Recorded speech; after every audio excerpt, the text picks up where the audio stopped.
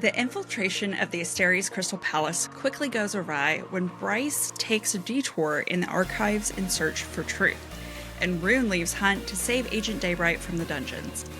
Meanwhile, Therian escapes the lab in Pangera when he realizes Cormac's plan to sacrifice himself to kill Pippas Betsos and thwart the rebels and Asteria's chances of using the mech suit prototypes. When Rune, Bryce, and Hunt are inevitably caught, Lydia Servos kills the Harpy to save them from her ministrations, only for them to find that they played right into Rigelus's hands and land in his trap, one that requires sacrifice and goodbyes in order for Bryce to escape with the truth and newfound conviction to raise Hell's armies and kill the Asteri. The views expressed by the hosts are entirely their own and in no way represent the thoughts or intentions of the original author. This podcast is a discussion, shared to spark thought and conversation on the characters and themes of this novel. The interpretations presented in this podcast are just a few of many possibilities. Listeners are encouraged to read along and share their own analysis of the text. Though the hosts speak mostly within the constraints of this book, series and extended universe spoilers may be discussed with or without warning. Explicit language as well as themes of sex, violence, abuse, depression, self-harm, and death will recur throughout this podcast. Listener discretion is advised. If you are enjoying the podcast, check out our Patreon for more exclusive content. You can find us at patreon.com/BookTok for BookTok. Welcome to BookTok for BookTok with Jack and Amy, a podcast where we deep dive into the writings of your favorite novels. This season, we are exploring Sarah J. Maas's second installment in the Crescent City series. This is Jack. And I'm Amy. This week we're discussing chapters 72 through the epilogue in our final episode covering House of Sky and Breath. Make sure to stick around at the end of the episode for a very special announcement. The question we ask ourselves this week is, to what extent are we satisfied with the transition from Earth and Blood to Sky and Breath, and again to Flame and Shadow at this point in the Crescent City series? Themes we'll see in this section include loss of freedom as well as weaving together all of the Maasverse threads. And stick around for a very special announcement at the end of the episode. I even grant you permission to just jump to the end and then come right back. Actually, you can't do that because the announcement's not till Thursday's episode. That's so unfortunate for the beginning of the Tuesday people. All right, anyways, let's get into this. So we start chapter 72 with anxiety. There is a lot of time pressure on our characters, and that is portrayed in the narrative. Each perspective, even though we're switching between Hunt and Bryce and Hunt, we get a counting down of minutes. The first perspective from Hunt says Bryce has 2 minutes left. And then Bryce's perspective says she's got a minute or two to spare. And then Hunt's perspective again is Rune's been gone for 3 minutes. And it just builds a lot of tension for the reader. And I don't know about you, but I feel the anxiety that Hunt feels right now. My minutes don't equal their minutes. I swear. She's like, I've got 2 minutes to spare. If I put something in the microwave and I know I have 2 minutes, it manages to disappear very quickly. I would not be able to. Oh, really? Yeah, there's no world I could go run into something and check out the Asteri master plan in 2 minutes and then come right back out. I feel like microwave minutes are the longest minutes in the universe. All right, we'll have to test this. We'll put on the microwave. One of the things I love about how tense this section is, because you called it, it's very tense. Everyone is 2 minutes left, 1 minute left. But there's a reason to that. It's because SJM is making very stylistic choices in her writing. So if you're noticing, the chapters are a lot shorter. They're 2 pages sometimes. Okay, not 1 page, but 2 or 3 pages, very short.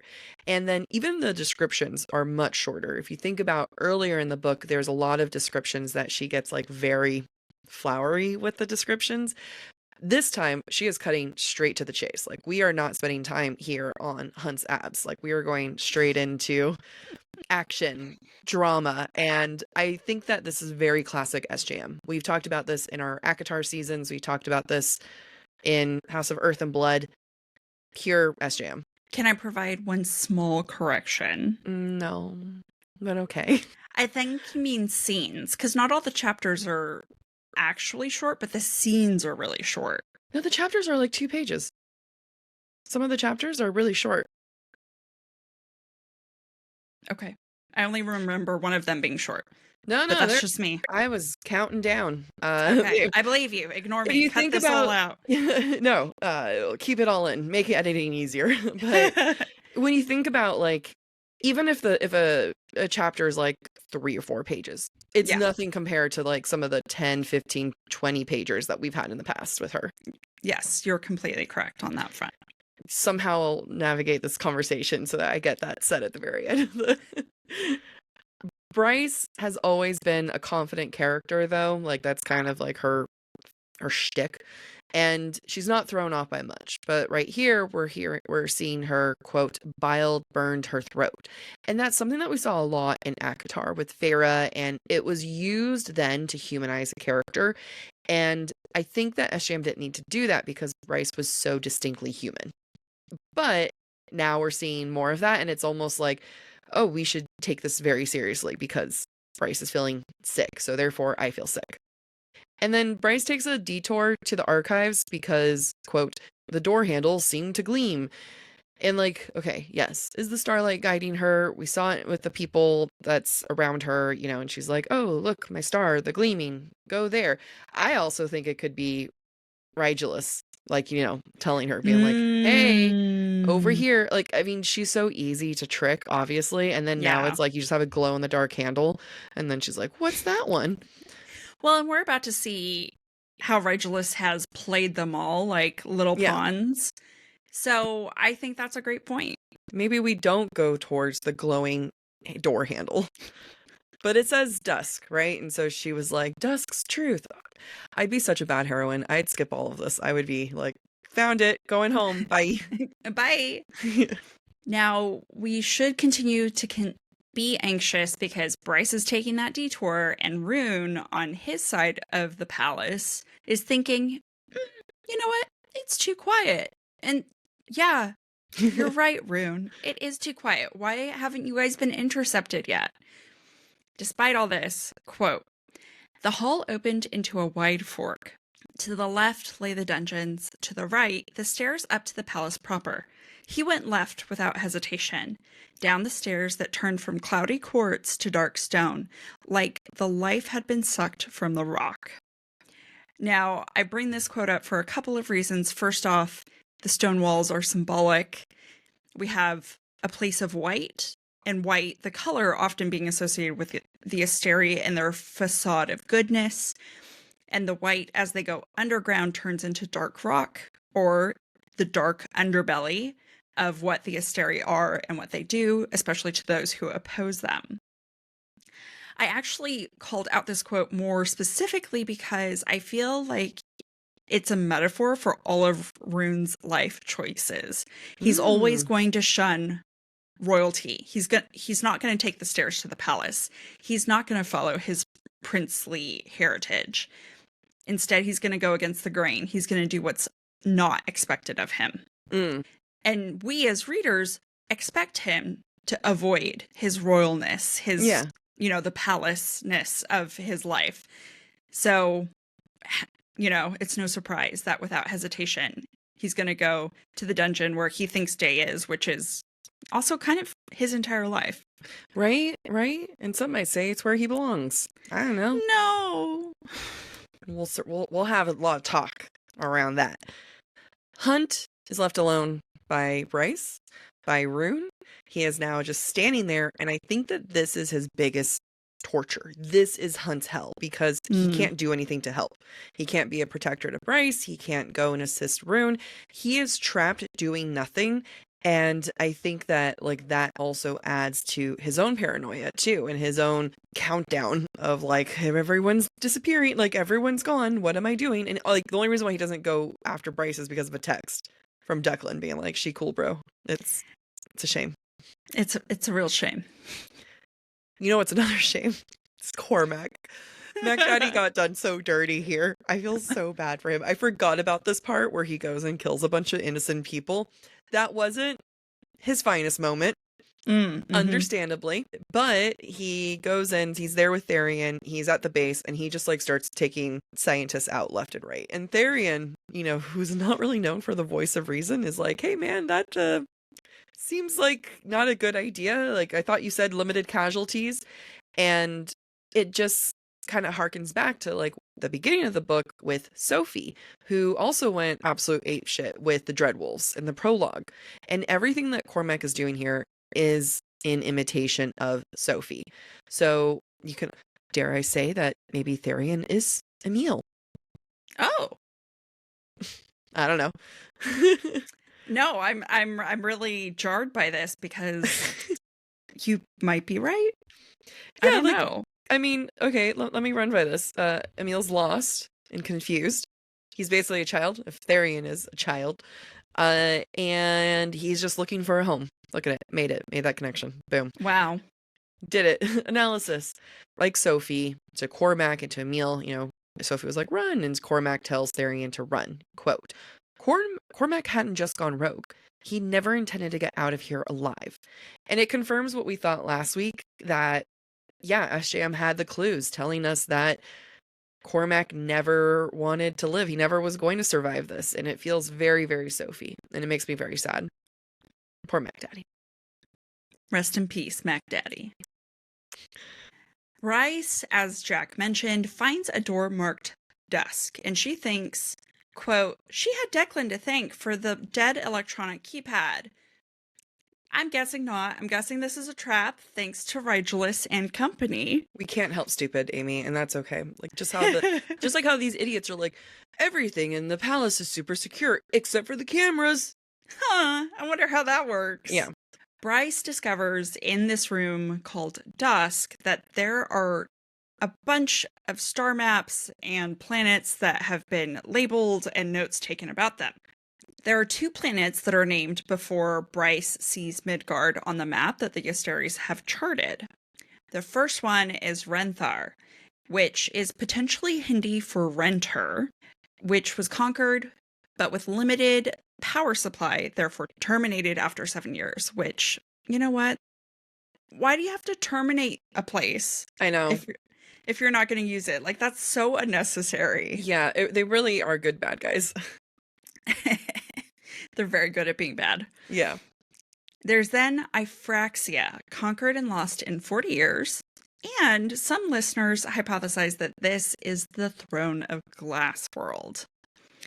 I want to note that because Ifraxia was lost in 720 AE, whatever AE means, Midgard was conquered more than 16,000 years later in 17,003 AE.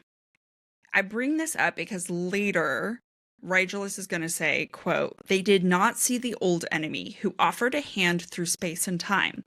They walked through the gates to Midgard at our invitation, leaving behind the world they knew. Now, I know it says space and time, but we don't know what that time frame is. I'm going to guess, though, given that it was like 16,000 years and then it's been 15,000 years since then, we're dealing in the thousands. Yeah. I mean, I didn't realize that Ifraxia was Throne of Glass world. Like, I remember people suspected it, but I didn't realize it was that name. I don't know that it's confirmed. It's not confirmed, but I want you to know I checked Reddit. So. And everyone thinks that it's Throne There of was Glass. one thread that did, yes. Okay. I only checked one thread, so I don't know. We also get clues on how to defeat the Asteri throughout the scene. Time and time again, there are references to being united. Quote, we lost many to their united front. Or when it comes to Hell, quote, once warring factions, the royal armies of Hell united and marched against us.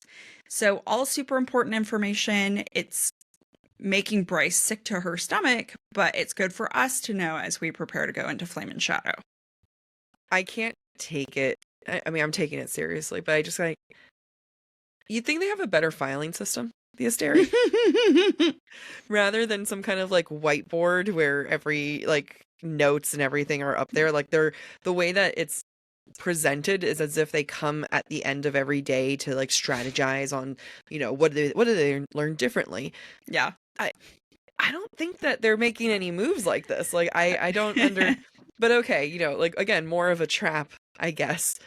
Mhm. But hell at this point, you know, because there's like a little bit of everything in hell's mentioned there, and they call hell the mighty creatures of the night.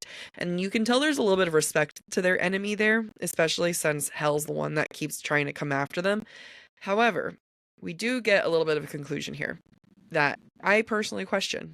Bryce says, quote, the demon princes had felt a moral obligation to chase after the Asteri, so that they might never prey upon another world, to spare others. I feel like it's a little bit of a leap of reasoning. It could be revenge. Mhm. And Mhm. just, you know, making sure that the Asteri don't come back to their world. I'm just saying that to, because it's like described that like Bryce starts tearing up thinking about this, that like, Yeah. wow, hell is like refuses to let any other planet to go what they went through. And that's like, that's not what we've learned. And that kind of comes with, I feel like, third person Mm. narrative Mhm. that the author needs the reader to come to a conclusion. So it's going to be Mhm. inserted in there. Yeah. That's my opinion. And I know a lot of times people prefer or think third person is like the better crafted story. But like when I was reading this, I was like, oh, I actually think that if this was first person, Bryce might not have come to that conclusion. But maybe she Interesting. did. I don't know. So I love your point. I want to argue that maybe Bryce is starting to develop noble reasoning for why she needs to fight the Asteri, and therefore Mm-hmm. she's projecting that Mm, noble moral obligation onto the Princes of Hell. yeah. And I think we see it here, and we're going to see it again later. So I'm going to call out what is important right now. Quote, Organis, children were ideal nutrition, adults incompatible. Quote, children proved hardy, but did not take to our travel method. Bryce thinks as she's reading all this, quote, so many worlds, so many people, their children with them. Bryce is going to hyperfixate on this idea of children being food. Mm-hmm. And I think that's where we're going to start to see her moral obligation come into the picture and why she might be projecting moral obligations onto the Princes of Hell. Yeah. Bryce, if we think about it, was once a child who was raised to fear her biological father because he takes advantage of children. Yeah. It's not great. So not great, but it makes sense why she's so protective of Yeah. children then. Yep. You know, she saw herself in a meal as a child. She empathizes with those in situations where they can't help themselves, like Syrinx and Lahaba, who in their own ways are like children, Mm-hmm. given their situations. And at the end of the day, if you have to summarize Bryce, she's the defender of the defenseless, Yeah. of Yeah, the she is. helpless. Yep. You know, it's the children, the innocent, the enslaved. Those are the people that she's always going to protect. Mm-hmm. And I think that is what creates this turning point for her, where it's not about it doesn't matter what her doubts are anymore. She's got this massive obligation because of the truth that she holds. She's just like, okay, I'm all in now. Quote, these psychotic, soulless monsters. And then when Regulus comes on the speakerphone, I'm going to fucking kill you. That was great. That was a great rendition of italicized text. Thank you. Yeah, we'll go into more of the moral obligations because, like, you can see where Bryce's morals start and where Hunt's, I don't want to say ends, but where they start to deviate. Mm-hmm. But I think what makes this scene so chilling is that it's like she's reading a menu. Mm-hmm. You know, like just kind of like a reminder of like, oh, you know, 2 cups of chocolate chips, not 1. Soften your butter. Don't use cold butter. Yeah. And because people, Fae, and company, they're nothing but food. And we've talked about this a lot in ACOTAR seasons. We talked about food is power, and it's not necessarily the same because it was used so differently there, but this is the ultimate food is power situation. Mm-hmm. And in my mind, I think SJM throws our world into the mix. Mm-hmm. Quote, denizens launched bombs at us. That planet left inhabitants too full of radiation to be viable, left to rot in their waste. And there's even a quote later on where it's like, you should have seen some of these planets. Mm-hmm. Like, they were just destroying themselves. And I was like, oh, SJM. Okay. That's a on the nose there, but whatever. I definitely got the same vibes. Yeah. I was like, oh, she's talking about us. Yeah. Felt called out. Yeah. I was like, well, I was going to say I recycled today, but no, I did. I always try. Let's continue. Make sure to recycle, folks. So, chapter 73, we get into Rigelus's first monologue of the finale. Mm-hmm. And let me tell you what I thought. I felt like he was being the ultimate fuckboy. He is working so hard to gaslight Bryce. He is working so hard to make it seem like the Asteri are victims. And you know what? You just can't bullshit the bullshitting queen, Bryce Adelaide Quinlan. She does not buy any of it. When Bryce asks Rigelus why do any of this? Rigelus responds, quote, why do you drink water and eat food? We are higher beings. We are gods. You cannot blame us if our source of nutrition is inconvenient for you. We keep you healthy and happy and allow you to roam free on this planet. We even let the humans live all this time just to give you Vanir someone to rule over. In exchange, all we ask is a little of your power. My thought, free-range humans. How considerate. Yeah, I mean, again, I wouldn't be a good heroine because I'd be like, you know what? You make good points. It's we are happy, we are free, and you just take a little bit of our power, so that's fine. I had to look up if SGM was vegan or vegetarian, and I couldn't find anything, but it very much was like, don't eat meat coded. Yeah, and yeah.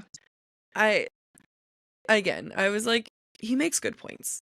Like, is anyone dying because of that specifically? I mean, a little bit, but like, you know, we can work a system out.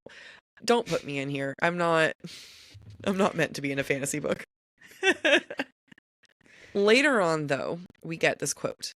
And so we have been trapped here, cut off from the cosmos, all that is left of our people.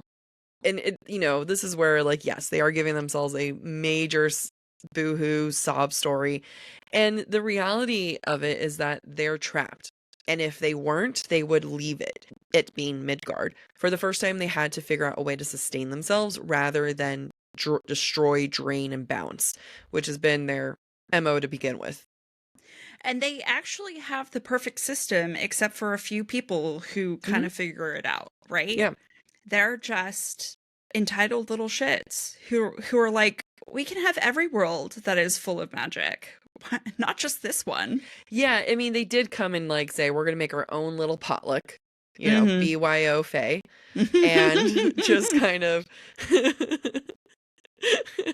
and just like come and, have a nice little, like, they bred them to be their perfect little prisoners. But it's like what we do with animals too. Like it does make me be like, am I the problem? It's the same thing that we do to cows. Like, basically the Fae are cows now for the Asteri. I don't feel good about this. I'm not happy. What did I eat today? Okay. I'm not going vegan. I did my time. Rigelus tries to sway Bryce from making her feel as if she's privileged, right? He's giving her backhanded compliments like, quote, why do you think we allowed you to live this spring? You will undo the actions of one ignorant princess. And then another quote, I'm adding like a little flair. I mean, he's 17, so maybe it's like, in my mind, he kind of looks like Troye Sivan. Oh, yeah. Okay. That was not my visual, but I like it. Just like a little gay Australian guy. Love it. Yeah. So like, just imagine this like as Troye Sivan.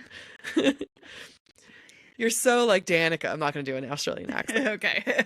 You're so like Danica, a born liar. And then Bryce says, I'll take that as a compliment. So they're going back and forth. They're having a nice little conversation, even though, Bryce is like, what are we doing here? Why are we having this monologue? Like, we've already been there, done that. And, but SGM has to get the story out. You know what I mean? Like, it's like sometimes things just have to happen, and that's okay. Bryce in this moment is back in sync with Danica. And she is basically saying, fuck all the confusion that she had before. I don't care anymore. It now makes sense when you think about the bigger picture. Because Danica understood the bigger picture. And we realize that Danica might have scented Baxian's power, because that's like she says something like Bryce is like, oh, that's how she scented Sophie, and maybe that's how she scented Baxian, which I was like, one, what's special about his power? We still don't know anything about like his like special ancestry, which he makes a comment on, other than his like super hand chewing abilities. I don't know. And and then the other one is like, I was thinking like, well, that's probably why Danica even befriended Bryce to begin with, is that she smelled her power and went to go talk to her to figure out what was going on. That's a great point. Which I'm like, if SJM had room, I think she'd have wiggle room for that like revelation and anger, because that would be a hard thing to be like, yeah, oh shit. She probably even, I mean, I'm sure they're friends and everything, but she probably like went to even start talking to Bryce just because of the power she smelled. Well, they started out as roommates, but yeah, the fact that Danica stayed associated with Bryce probably had to do with the power thing. Okay, in my mind, she organized her being roommates with her. Eh? I don't know. Let's add problematic ideas that have nothing to do with anything. During Rigelus's storytelling, he brings up an important point that I want to pin for us right now, because it's going to come up by the end of the book. Rigelus tells Bryce, quote, "Your breed of Fae dwelled in a lovely, verdant land, rich with magic. Your starborn bloodline specifically hailed from a small isle a few miles from the mainland. The isle existed in beautiful, near-permanent twilight." So, in summary, there are Fae, and there are Fae shifters, and they're from different worlds.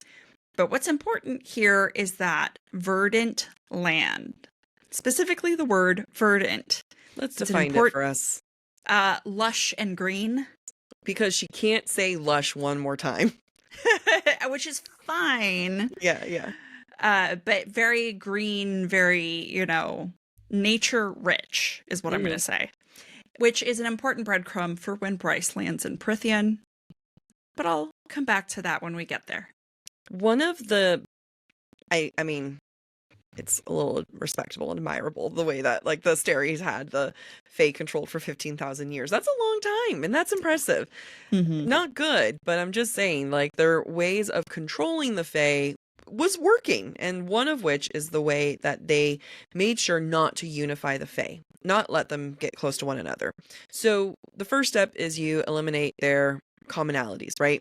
So the shifters are Fae, but then Bryce points out, like, but they don't have pointed ears, and Rigelus says, quote, "Oh, we bred that out of them. It was gone within a few generations." And then, just the aesthetic, like the fact that like Bryce was like, but our ears are different, like as if that's how much value has been put on Fae having pointed ears, that she has to go back and have that be the first thing to say why we're different.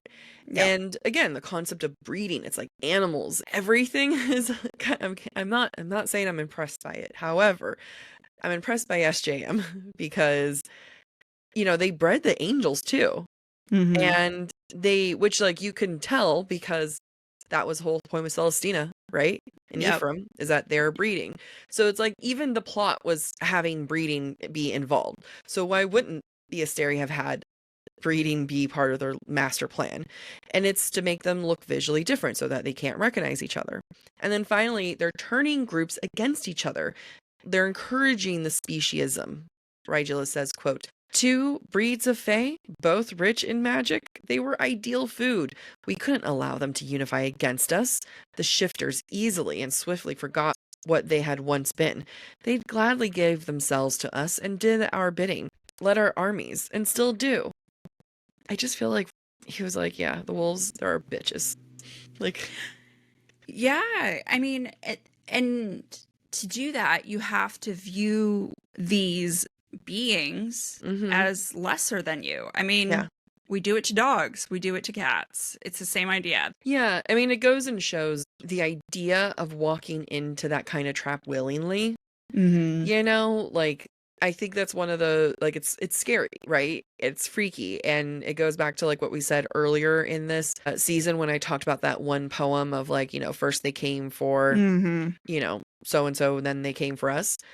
And I think that there's something to be said, like that is like the theme of this overall book, right? Is that first these shifters are like, well, they're not after us, like they're our friends.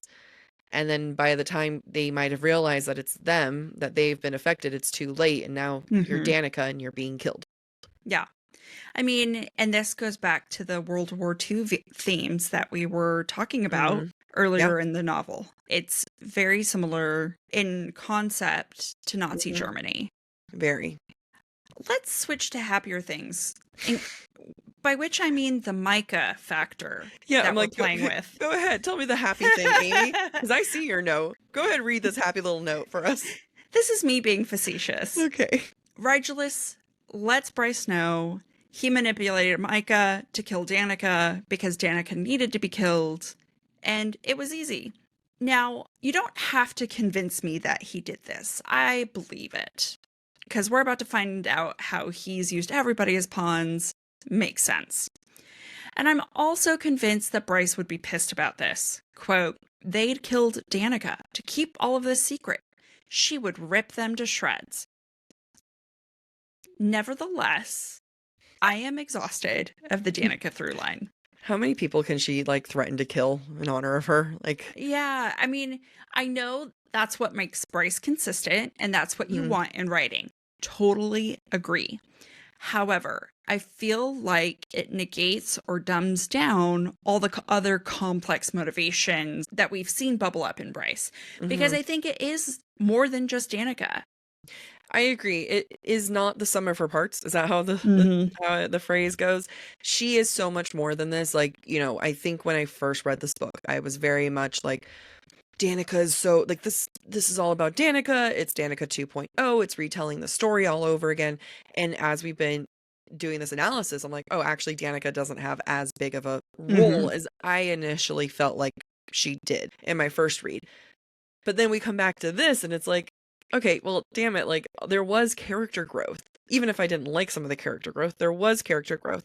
She's not defined by her passion for Danica, especially where one of my issues I think I brought up earlier in this season was that like the Danica is a thing here, right? It's part of the conversation, but it like we lose that in book 3. I think that this is where that bridge shouldn't have been bridged, right? Like the holding on to Danica, that concept, just having that here, you'd expect it to be continued on to the next book because it is so like part of the through line, you'd assume. Yeah, and I completely agree with you. I feel like we saw so much growth, even just in the last few chapters from Bryce and her motivations, and the fact that she's fixated on how children are being used. Yeah. The Danica element here didn't need to be a motivation. No, not at all. I mean, yeah, she did more for Emil in this book than she did for Danica. Yeah. What is important about all of this, though, as I said earlier, everyone's a pawn and has been all along. And that's important to learn right now because we as readers should be asking, who can you trust at this point in the novel if everyone has been a pawn? And that's super important for the upcoming scenes because we think we have allies. We think our heroes have allies. And the fact of the matter is, probably not. Rigulus even tells Bryce, quote, Micah killed her for us. Had no idea it was on our behalf. He was eventually caught and killed for disturbing our peace. I thank you for that. Even Bryce, without intentionally being a pawn, has been a pawn. Did you believe it? The Micah part of this? The like elaborate plot of like we got Micah to go into the synth and then brought in Danica to get, you know. Yeah. You did? I feel like it was an easy add-on for SJM. Okay. I don't know that enough work was done to make it convincing, but it works nevertheless. Does that make sense? Yeah, I guess. I think what like is kind of hard for me is that like there are these all-powerful beings and they feel the need to use one of their governors to have an elaborate thing to bring down Danica. You know what I mean? Like it's just they make a comment at one point saying like, hey, you guys are like you guys being Rune, Bryce, and Hunt. You're too big for and popular for us to take all 3 of you off the street. That's fine. I get that. Yeah. Danica's one person and she was already like always in the line of fire and you had one of the rebels people thought was going after her. Yeah. And it just was it did feel like an add-on versus a thoroughly thought out point, especially when you think about like the Steri didn't know that Bryce had the horn until the very end. Yeah. Which then, like, some of the synth things, I don't know. It just kind of makes it a little bit. It felt like an add-on. Whether it made sense, I kind of like. That's always one where I kind of like. It's a little harder for me to chew. Yeah. It's a convenient add-on. I think there's nothing concrete for me to be able to say, no, this is incongruent with the first book. But I agree. I don't know that the work was done to make it convincing. Yeah. So when Bryce leaves, because she's like, I'm going to kill you. Deuces Bye. out. Yeah, bye. She comes out and Hunt is captured. Quote, his eyes turned wild, pleading, but there was nothing Bryce could do.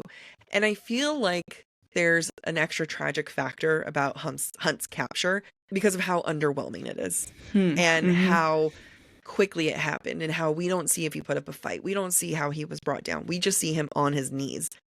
I do like that. Like it stings seeing this strong man that we've gotten to know as Hunt kind of just waiting for her, already captured. Yep. We're now in chapter 74, and Therian doesn't stop to help Cormac. Instead, he listens and runs, and even I can't blame Therian for this. Quote, he had 4 hours to reach water. The rebels would use that against him, and he might have sold his life away to the Viper Queen, but to live without his fins, he wasn't ready to lose that piece of his soul. Is that an unexpected thing? Like, if you think about it, we've seen a lot this season of Therian just really struggling to be like, I want to be a part of the above, right? But he also has that really deep connection to the Istros and his fins and his love for water because, like, you know, deep down, he is not 100% a land dweller. He is Mer. Mare. I know, but Mer. I know. But it's spelt Mer, and it frustrates the crap out of me. It does, yeah. Like, it's like, I see what you're doing. It's clever, sure. But, like, you know, Mer, if you're going to write Mer, I'm going to say Mer. You know, I think that this is a good moment of seeing Therian want something, though.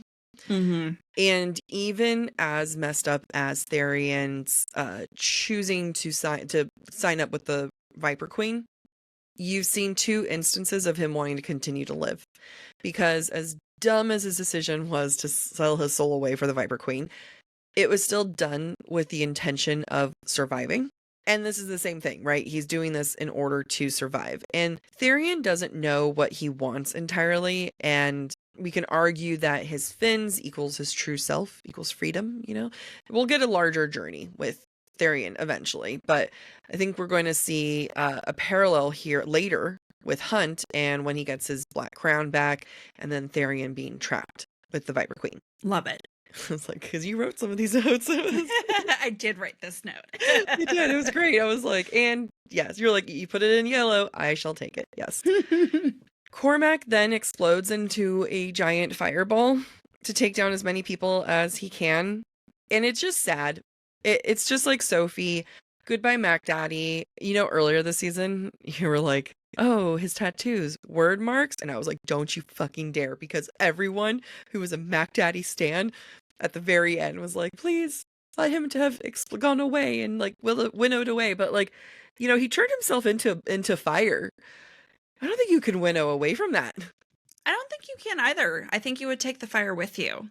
I do have a question. Do you think he tastes like cinnamon?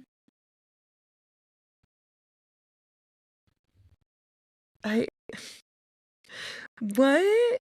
Because he turned into a fireball whiskey. Tastes like cinnamon. Go, leave. You're gone. You're done. You're out of this podcast. That was corner of shame over here. You face the wall until it's your turn to speak. Wait, it's my turn to speak. It is. But okay, first off, one, I was battling trying not to say something dirty. Now that I just hearing my mom saying, don't make the cinnamon tasting joke, Jack, no matter how much you think Mac Daddy is hot, right? And then you go and you say that, and I'm like, maybe I should have made a cum joke. I don't know.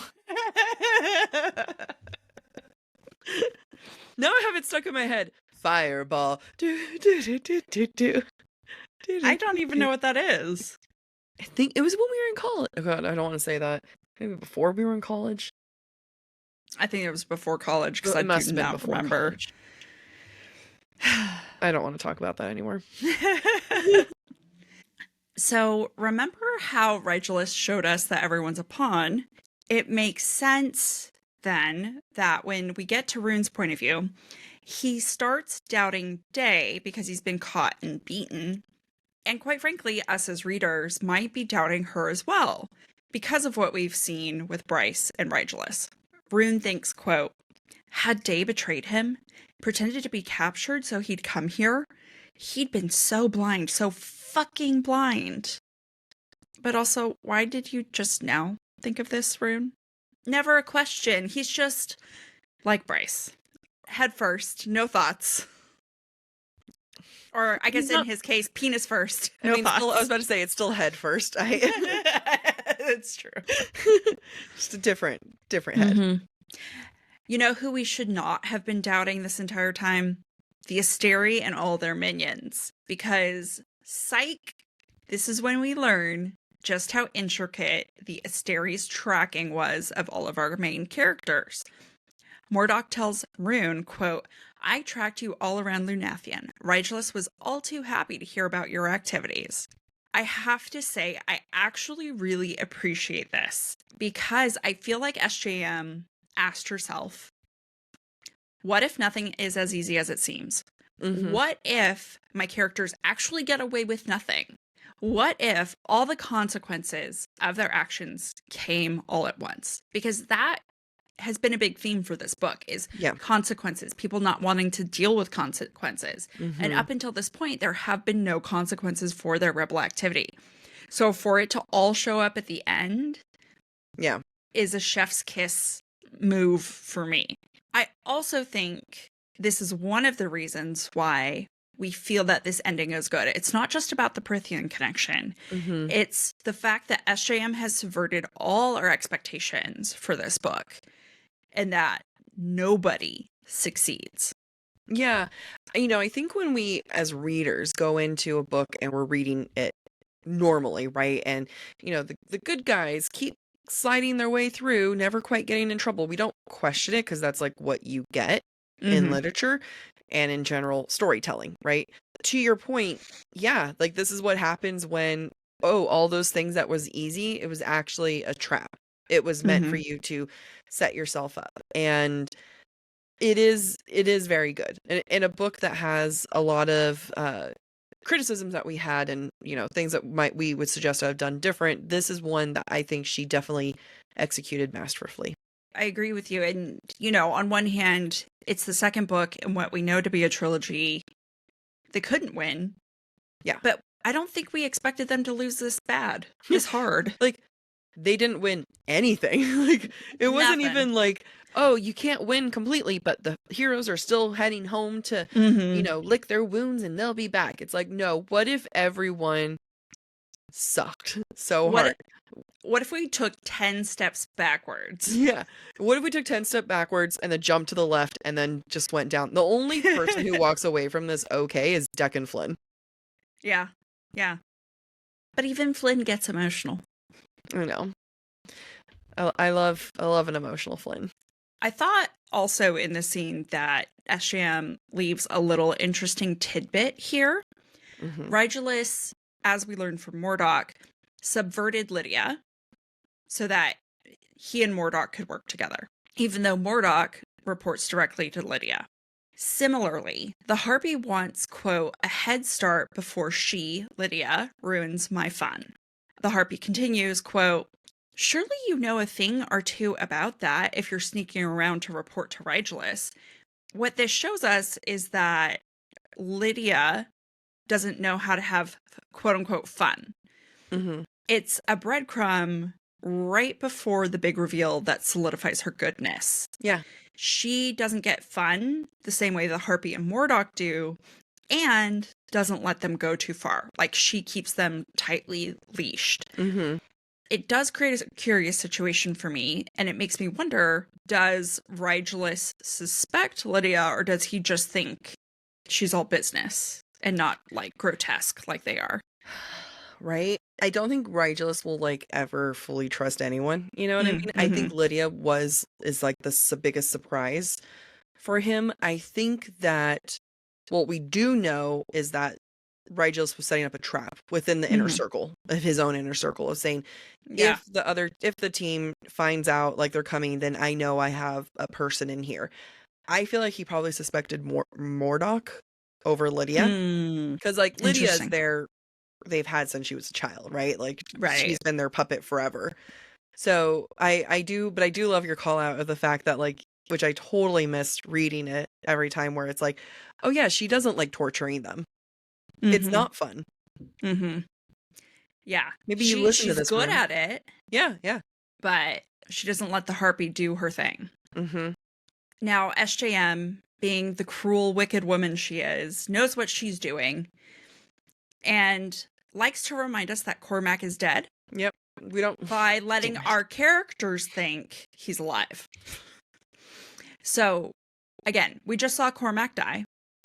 And in this scene where they're all captured, Rune thinks, quote, could Cormac get back here? He was their only shot at getting out of these chains, their only shot at survival. And this is not the only time it happens. Yep. And quite frankly, it does the opposite of hope, or it should do the opposite of hope if you're not hoping that he's still alive. And that's the thing. It's hoping for the characters, which makes us extra not hope because we're like, we know the truth. Yeah, exactly. It causes despair. We realize, like, if this is the only plan that they have, they're screwed. They are screwed. Maybe they should have given Cormac a reason to live. Maybe Bryce should have tasted his cinnamon.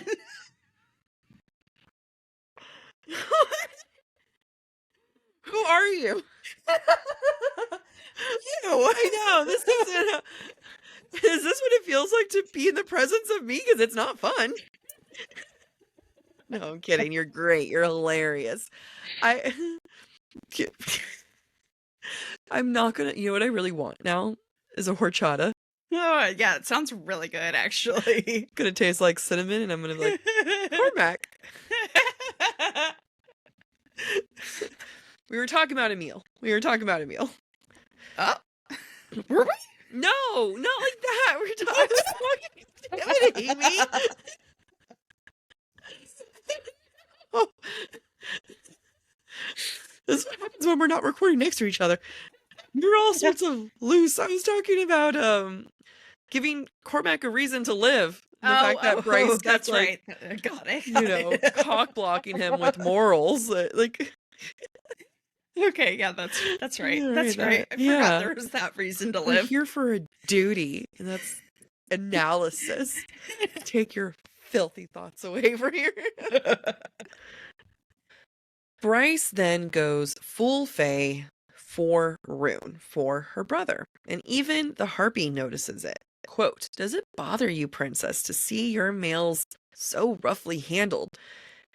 I like the, like, your males with being her brother and Hunt, and we've made too many jokes along this. If you don't know what we're referencing, go listen to the beginning. It sounds very sexual. It is, like, stop making us want this, SJM. Stop it being like, and they were adopted the entire time. No blood relation. Like, monster. So they do target Rune in particular because it's going to torture Bryce to watch, but it's also going to torture Hunt because Hunt's trying to bait the harpy to torture him. Quote, Bryce lunged against her chains, and Rune's heart cracked as she screamed, get the fuck away from him! And then this, get off of him! It's caps and it's italicized, so that's the best way I can do it.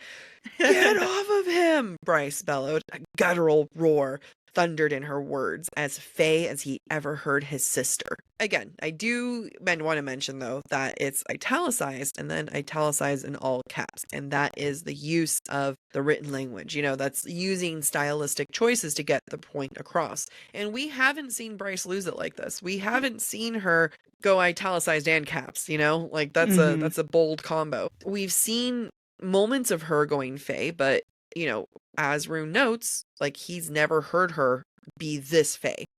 And she's going to need that if she's going to go into Prythian. We also get a little bit of clues about Rune's past. quote, "The tip of the knife pierced Rune's throat, its sting blooming. He dove deep into the place where he'd always run to avoid his father's ministrations."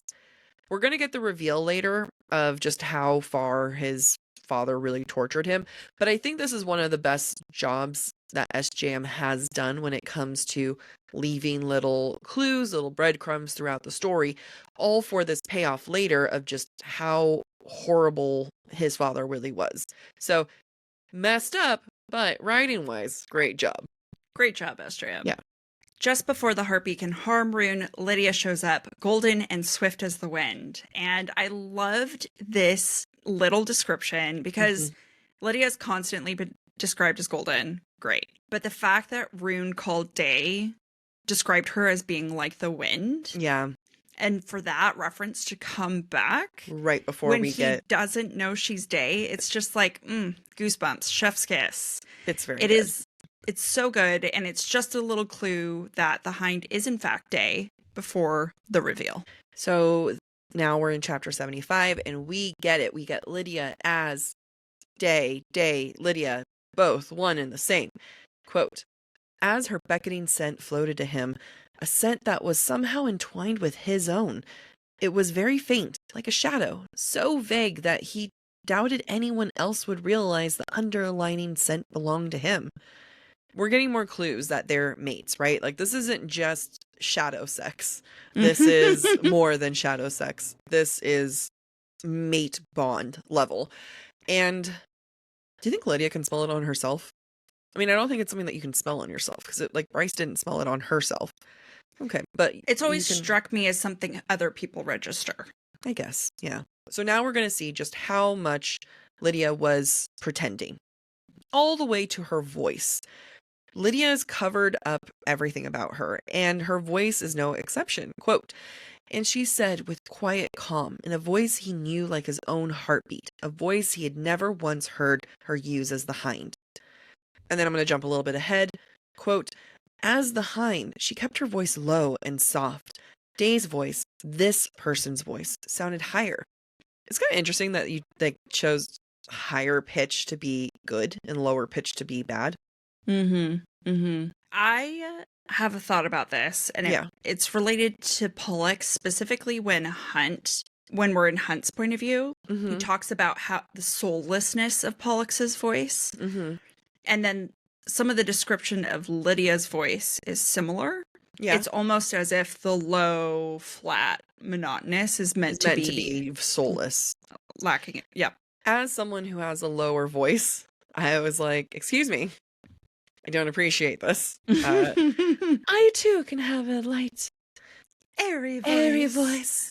Yeah, until then, we're the Hind, apparently. What's really unfortunate, though, is what do we always say? Is that when people threaten women, characters, humans, whatever, it's usually threatening women with sexual violence. And Lydia and the Harpy are no exception. Quote, this is what the Harpy is saying to Lydia. Quote, "The Asteri will let Pollux have at you, I think, a bitter, cruel laugh. Pollux, the male who'd..." A blaring white noise blasted through Rune's head. As we know, Pollux has not been good to Lydia. And the Harpy's threatening to use Pollux as punishment, which implies that we know and she knows just how violent he must get with her. Because if that is her quote-unquote consenting, then what does having at her look like? If it's as a punishment, you know what I mean? I don't like to think about that. Yep. I actively choose not to think about it. But I do like to choose to think about how angry Rune is. That makes me happy. Rune is instinctively very angry, and instinctively he is also very in sync with Lydia. Despite the two having never battled together before, Rune knows Lydia's plan inherently when she nods at him. And on her cue, he tackles the Harpy to the ground so that Lydia can kill her. And as I was reading this, I'm like, yeah, this is awesome. But at the same time, do we believe it? Great question. I think I am willing to believe this. I mean, I know we're supposed to get like the mate aspect of this. One, I feel like Lydia was very clearly setting up the Hind or the Harpy to kind of get closer and closer. So I'm hoping that it's not like too easy. It's not too hard of a thing of like, hey, she's by you, do something. Mm-hmm. But to your point, it is like hard to say like, yes, that's an easy thing to pick up. Like that is hard. But at the same time, we are freakishly in sync with a lot of things. However, we do have 15? No. 14. Wow. Years of friendship behind us. So, but yeah, like, is it believable? But, I'm willing to get there. Yeah, on one level, I think it's mate related. Yeah. On the other hand, I could also see it being she's a very skilled warrior. And He's so is fought in he. the Ox, and he leads the Fey division of the Ox. So maybe on some level, it's obvious Yeah. what's happening. I mean, I'm not a fighter, and I caught that, and I was like, ooh, look at me. I'd fit in. I'd do it. We then get a visual of Lydia covered in blood, and this is all despite her warning them, saying, hey, I'm not going to show up. I am not going to help you. But yet there she is, soaked in blood, decapitated the harpy, who somehow comes back in the next book, and yet Cormac couldn't live. And Lydia goes against everything that she said that she would and wouldn't do in order to save Rune, and yet he doesn't give her the little bit of credit for that. He doesn't. And you can tell in the narrative that he's confused because one line says, Rune looked up at the hind. Then the next line says, Lydia looked down at him covered in blood. Mm-hmm. So he thinks of her in both terms as the hind, as Lydia, and he's trying to demonize her, but also knows that he can't because there's someone under that he loves, and he's very confused. He's a very confused boy. Rune can't handle big boy emotions, is what we've learned. Yeah. He's like, big thoughts, big emotions, complexity, layers to humans. Can't compute. I only know 3 things. I've spent 80 years partying. Yeah. The mirth root's really gotten to him. It really has. So what is Rune's tipping point? I think it's the fact that as Lydia's helping them all get out of their chains and whatnot, it becomes obvious that she was not willing to warn the team despite her knowing that they were falling into a trap. It's at this point, because the 3 pages leading up to this, he hasn't really consciously struggled with Lydia being the hind and being Day. It's not until this. Hunt mocks Lydia for not being willing to give up her position or her role, and she tells Hunt, quote, there's a great deal that you do not understand. Rune then thinks, she was so beautiful and utterly soulless. It's only then that Rune starts to refuse to talk to Lydia. She is soulless. Even though she wasn't soulless before, she's only soulless now because she let them get caught. She let them get to this point. She didn't let them do anything, but yeah. Right. I mean, I do agree. Sorry, go ahead. Keep going. I have so many thoughts. It's okay. Unlike Rune and Bryce, who charge head first, and Hunt to some extent as well, Lydia is strategic. And what we're seeing is she has learned to play the long game, just like the Asteri. Because Rigelus has been playing the long game for a long, long time. Yeah. I think it's also important that Rune was about to be tortured by the Harpy. He was mentally in a place he goes when his father tortures him. And although the Hind or Lydia ultimately prevented it, she wouldn't have if it gave away her true allegiance. And because of that, I think Rune is connecting this feeling of torture, retreat, Autumn King, connecting it to Lydia, because if she had to, she would let it happen. Interesting. All right. You brought good points to this.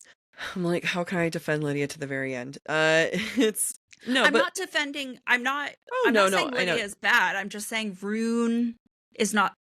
This was not the time for Rune to discover this information. Lydia should have told him sooner. You're right. Like, the thing is, Lydia should have told him sooner. I do think Lydia could have warned the team. I think Lydia is good enough at setting the Harpy up, setting Mordok up. Like, she could have set someone else up for failure to look like they were the spy. Mm-hmm. and stuff, especially like, she could have been freaking sleeping at the Asteri's feet when she warned him. You know what I mean? Like she Yeah. could have been very much there and seen. So I agree. Like there's a certain level of warning that she could have done, but like by warning Rune, that means she would have, I think, revealed her identity. And Mm-hmm. in this instance, you could almost argue that Lydia chose her own identity in fear of that, Mm-hmm. then give Rune, a heads up. If that makes sense. I'm not saying that she actively was like, I'm more important. I'm not going to do that. But like, I Right. wonder how much her identity of like worrying what Rune would think of her played into that, Yeah. versus like, I mean, and not just like, my identity is important for everything else, being a spy and stuff. However, though, I do want to point out, because Rune, I'm like, all right, you need to calm down here. Rune says, quote, Sophie drowned because of you. Rune growled, his voice like gravel. People died at your hands. Rune, you didn't know shit about Sophie. Like, don't pretend like you suddenly cared about her. Yeah. Yeah. That was okay. Did people die at her hands? Absolutely. Like that's one, but like He's acting like Sophie is his sister. I know, and it stings. Like like his like I'm willing to give Rune this moment alone. He is allowed to have. Anything beyond this is just pure stupidity. But in this moment, quote, Rune looked away from her. He could have sworn the hind flinched. It hurts. She has her feelings hurt. Okay, care about that. Rune. Are you listening, fictional character?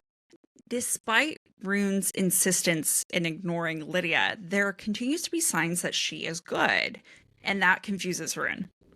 We learned that Lydia used calling stones to save Sophie and then to save Bryce and everyone in Idra. But despite that, Rune continues to try to demonize her in his own brain. I also want to point out on page 774, Bryce is wearing sneakers. Good call, Jack. In the last episode, when Bryce goes to the archives, she's wearing black utility boots, so that is an editing error. I love catching those. Feels good. Feels good. What's hard and absolutely perfect about this section is that we never are going to hear any of the characters actually say goodbye. They're only going to touch. They're only going to have like little brief touches, some promises, especially between Hunt and Bryce. Like you're going to get some promises, and every little moment, every little hand graze, every little pinky's holding or something.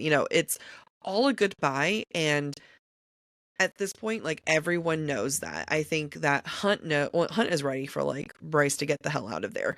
And I think at this point, remind me if I'm wrong, Lydia's asked Bryce saying, "Hey, do you know what's in there?" And Bryce said yes. And I feel like at that point, Rune, I mean, yeah, I'm like, I don't bring it up later, so I'm going to bring it up now. But at that point, Hunt and Rune, I mean, I don't know if Rune knows, but Hunt definitely knows Bryce can't stay here. Lydia knows that she has to get out. Yeah. Well, no matter what, Bryce has the information. And so from the moment when Bryce confirmed to Lydia that she knows the truth, then Bryce became Lydia's priority to get her out, which then solidified, okay, we now have a chance of getting Bryce truly out of here. Yeah. So that's like, it's sad, but it's sweet. It is sad, but sweet. Yeah. But sad. Rune, though, is still confused because it's all about Rune. Continuing the demonization of Lydia campaign, quote, her impassive, beautiful face, her empty golden eyes. It was a mask. He'd seen the real face moments ago, had joined his body and soul with hers days ago. He knew what fire burned there. It's also a nice little breadcrumb related to Aelin. Nevertheless, when Lydia tries to speak in Rune's mind, Rune builds a wall against it. And I got nothing else. I just am ashamed of him. Lydia crying out for Rune when they're in the elevator. Soul. I like, okay, one, emotionally, that it hurts, right? It just hurts. But logically, if I was Hunt, I would be so pissed off and Bryce being like, wait a minute.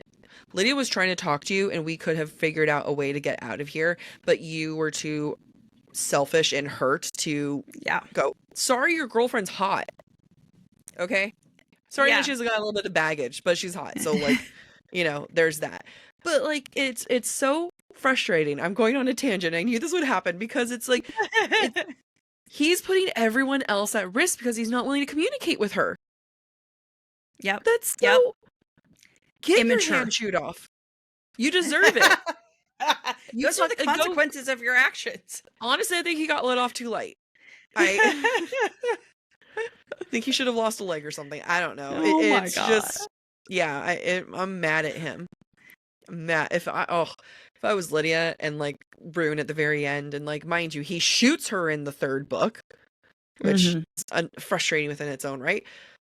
I think it would be like, I mean, I don't want to commit violence to someone, but it would be like, all right, point which appendage you'd like to cut off to apologize to me with. Oh, we already had this discussion. And it ended up being a very dirty one. I'm going to move forward before we regress into our own chaos. So in the elevator, we have Rune, we have Pollux, we have Lydia, and we have a lot of possession.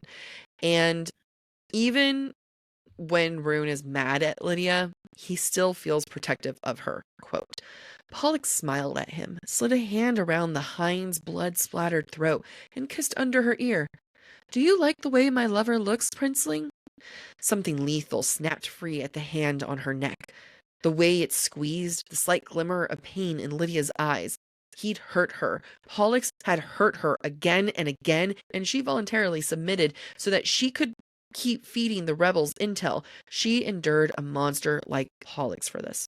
So, just note, again, the name choices. At the beginning of this, Pollux slid a hand around the hind's blood splatter throat. And then by the end of this, it was glimmer of pain in Lydia's eyes.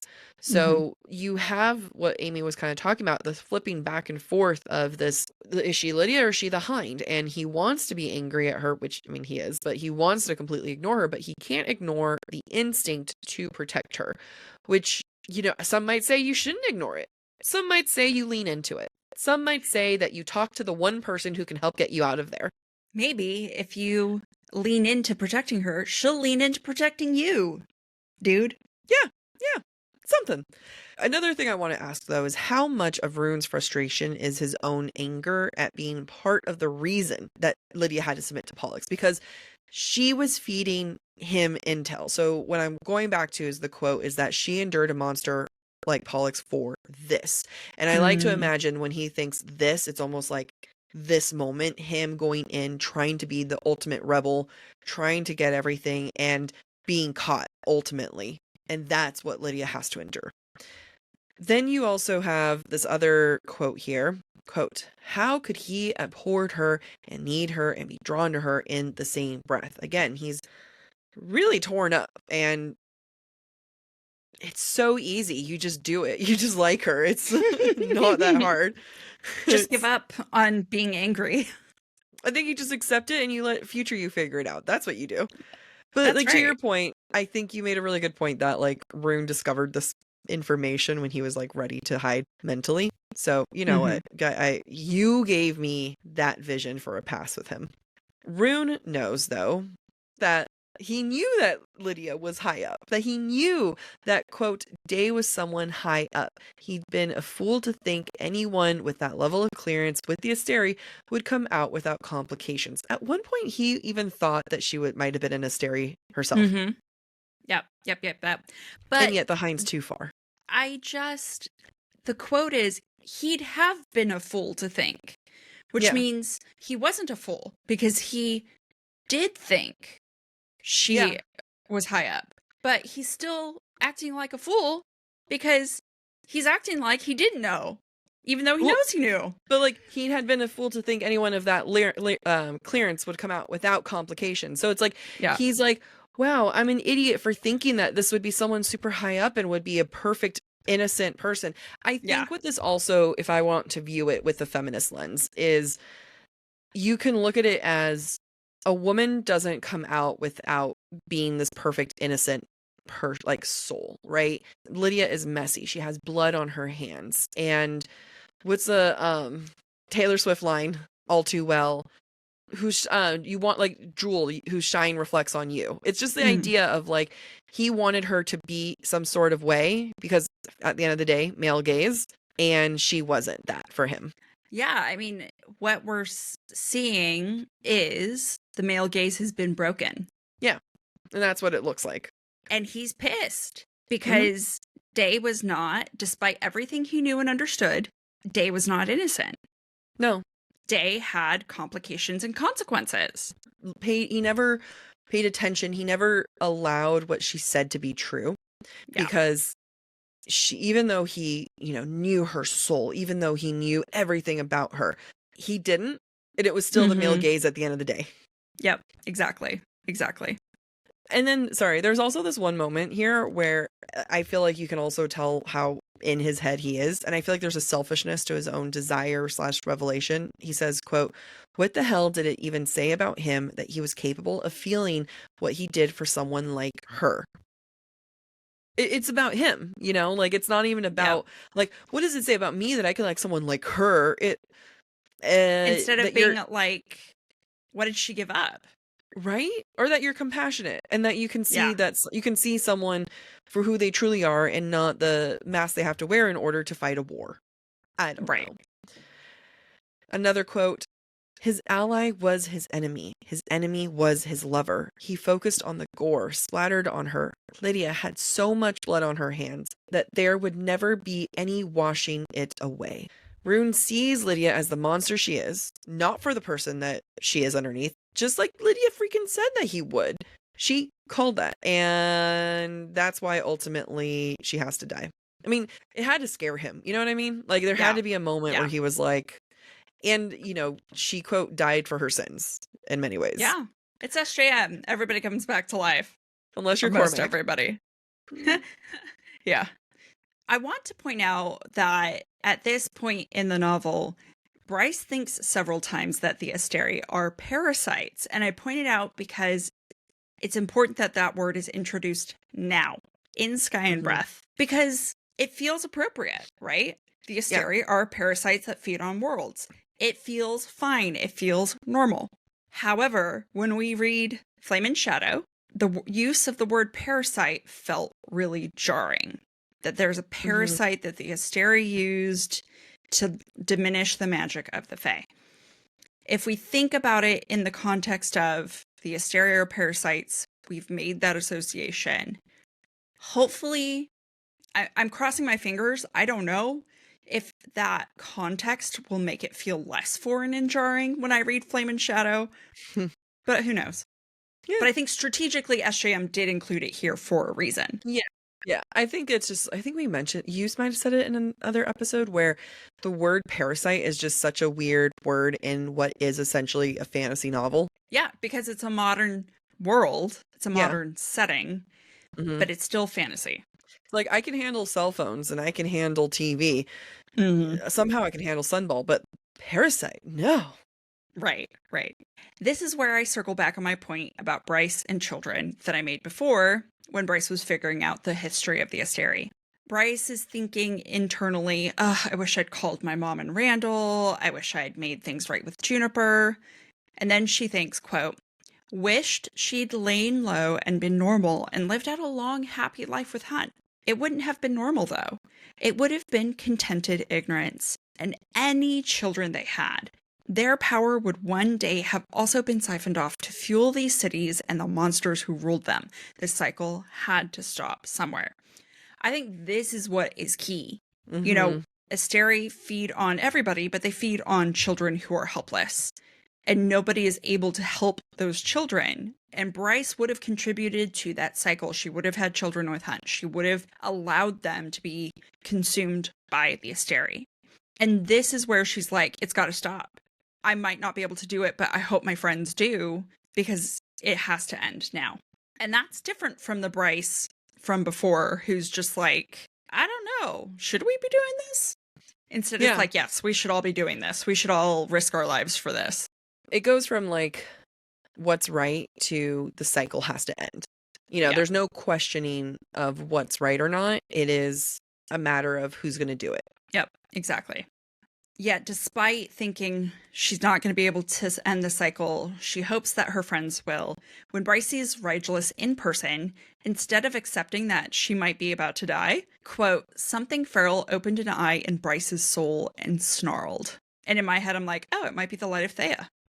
Or, Thea's daughter that's in her. It's like literally the starlight in her opened an eye and was like, fuck you. Yeah, interesting. And before we go into the next chapter, just a note that Bryce sees the gate at the end of the hall before going into the throne room, which is important for the plot. Clocked it. We start chapter 76, seeing Shahar's wings. From Hunt's point of view, mind you. Quote, Shahar's pristine white wings were displayed above Hunt's, still glowing after all these centuries. It is this terrifying but also poetically beautiful full circle moment in my mind.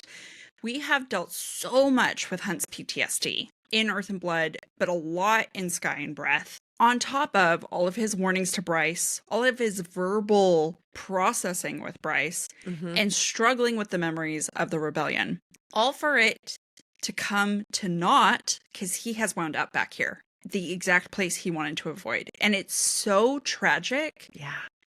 But again, poetically so beautiful. And it's a chef's kiss for me. It is a really great chef's kiss. SGM does PTSD and trauma really well.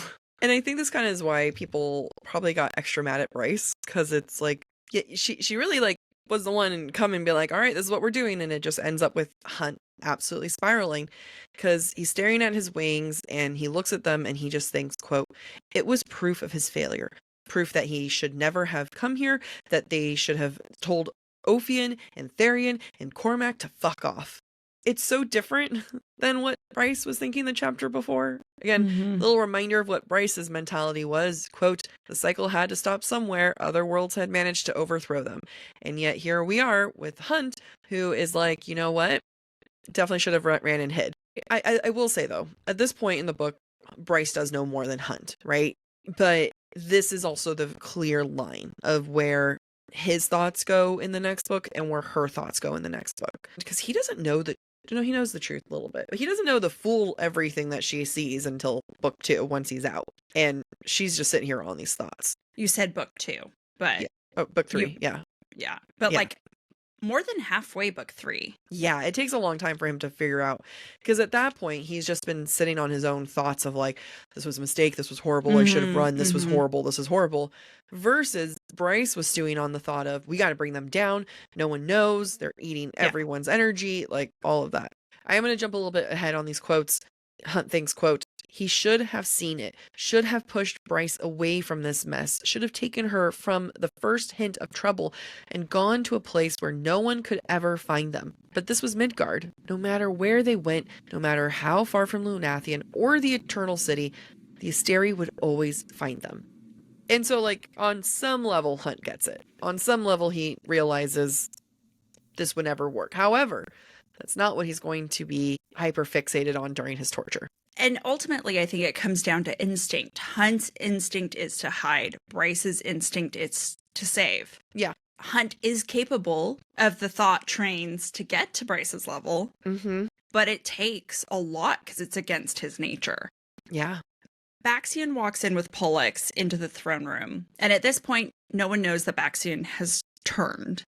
However, Hunt thinks, quote, had everything he'd, as in Baxian, told them been a trap. A long con to get them here. Oh, Hunt, no. I mean, you ignored him for so long. I know. I think he was telling you the truth. I know. Always trusting and mistrusting the wrong people. But the ones that are used to long cons, the Asteri. And that's when we learned that Rigelus knew Cormac had been working with the rebels for a long time and decided, quote, why kill one traitor when we could eventually kill many? It's actually good logic. It's great logic. And you know what? Rigelus won. Here are the many. Here are the many to be killed. And then he tells everyone Cormac is dead. I know. It's so sad. that's. I know we keep saying that, but like Cormac. This is one giant goodbye. And again, it hurts extra because no one actually says goodbye. Quote, Rune looked at his sister and said softly, "You brought so much joy into my life, Bryce." Now, I do want to say when I was reading this section, I was at your place, Amy, reading next to you, and all I could think was, don't cry. She's going to make fun of you if you cry. But it is so sad because it's You right didn't after. say no. I didn't say no. Go ahead, continue. Just want to point that out. Rune says to Bryce, "You brought so much joy into my life," right after Rigelus tells everyone, "Oh yeah, the Autumn King tortured Rune all his life." And Bryce, for her, that's confirmation. She's hearing this for the first time as she looks at Rune, and Rune's like, "You brought so much joy into my life." Yeah, like all of his tattoos were because of his dad, and we know that he's covered in tattoos. Mm-hmm. And like we can only guess what it was. Like we know that they're probably abuse, but also probably experiments, and we know there's just a lot that goes into it, and also to have your trauma aired out like that, like by the Asteri. You know, it's like the Asteri being like, "Hey, remember that one time in the 6th grade where you peed your pants?" It's like, no, but now we all do. And no one will know if that was true, what I just said. I wasn't going to ask. It was. I was right outside my house. I was so close and I didn't make it. I'm sorry, but it's okay. As you know, we don't have to because I'm posting all of this. So you choose what you want to share. Okay, moving on. Rigelus reveals that Celestina is not the angel that Hunt thinks she is. Hunt tries to lie his way out of being restrained and says, "Celestina can vouch for us." And Rigelus laughs, quote, "Celestina? You mean the archangel who reported to me that you'd lied about going to visit Miss Quinlan's family a few weeks ago, and then reported to me immediately when she saw you leave the barracks heavily armed?" Rigelus removes Celestina's name. When Hunt says Celestina can vouch for them, Rigelus's immediate thing is to make it clear Celestina is not an individual with will. She is an archangel that we bred, as Asteri, we bred to carry out our will. This archangel, my minion, told me everything. He stripped her of her name. He stripped her of her name and her identity. Yeah. And it's such a clever narrative thing for SJM to have done. And also it makes us feel the pain that, like, yeah, Celestina played you for a fool the entire time. I mean, she does it for Hypaxia. Yeah, well, and I think Hunt on some level understands that. He thinks, quote, proving her trustworthiness to the Asteri by selling Hunt and his friends out so that they might react kindly if they learned about Hypaxia. Hunt would do the same if it was Bryce, quite frankly. I think he would have sold them out better. I think he would have been like, sooner. Hey, here, I put a tracking device on them. I did everything. What do you want? I have round photographic evidence. Right? I can round them up right now. Anything to protect Bryce. Before we move on, there's another breadcrumb that comes up that is important for when Bryce lands in Prythian. Rigelus says about Bryce's starlight, quote, "It's a beacon to the world from which the Fae originally came. It sometimes glows when nearest the Fae who have undiluted bloodlines from that world. Prince Cormac, for example. Cormac is from Avalon, and if he has undiluted bloodline from the homeworld, then Avalon is closest to the Fae homeworld." Just things like little breadcrumbs to remember for when we get to Prythian. Did we confirm if Rune is related to someone from Prythian? His mother is from Avalon. Right, his mother is from Avalon. So Rune is, because he looks like Rhys, right? Yes. Yeah. I'm going to, which I'm sure other people have come to this conclusion, but like it's kind of cool that Aelin and Farah's descendants got together. Between Rune and Lydia. Yeah. Okay, maybe not Farah's descendants, but whatever. We're going to pretend like it works. I mean, but like, I see what you're saying. Yeah. We get another little clue here when Rigelus says about her star, saying that it glows for those who you choose as your loyal companions, knights. I know we get that a lot in Throne of Glass, and I think people think a little bit about that when it comes to more in Azriel, but we don't really get too much about this whole knight stuff coming back. I don't know. I can't remember book 3 as much. It's just more cluing. It's more clues for Throne of Glass. Yeah, I think so. And then, especially since like this one ends with her going to Prithian, so we know there's that link. I think SJM needed as many thrown a glass clues as she could possibly throw in there. I think so. As they say goodbye, as Hunt and Bryce say their goodbye, Hunt says, and I'm not gonna cry, I'm a strong person. I'm not looking at Amy. It says, quote, "Our love is stronger than time, greater than any distance. Our love spans across stars and worlds. I will find you again, I promise." There is nothing more romantic in a book. Like, let's talk about that trope. Mm-hmm. You know what? Screw enemies to lovers. Fuck that. Fuck who did this to you. I'll find you again. Mm-hmm. That is my trope. That is the one I eat up. I agree. This feels very Cassian and Nesta in Wings and Ruin. Oh, that's the one. That's the good stuff. Yeah. That, like, I will find you in the next life. Like, great, cool. So I'm gonna just like be shattered completely with this. Yeah. I love it. I love it so much. What we don't know at this point, and we don't know this because this is done in third person, and it's, so it's a little bit more vague, is that Bryce has undone all of their chains. Hers, Hunt's, and Rune's. Mm-hmm. But we can also sense that something is coming. And, they can't flat out say goodbye because then everyone would know what's going on. But we, the reader, know this isn't normal. Like, I feel tense. I feel very uncomfy. Something bad's about to happen. Yep. When Bryce goes to say goodbye to Rune, Rune tells Bryce about his reading from the Oracle when he was a child, the one that he's been lying about all his life, and tells Bryce it's because, quote, "you have to be queen." Obviously, it's a breadcrumb because she will be, and Rune reiterates it with the signal, "long live the queen." More chills.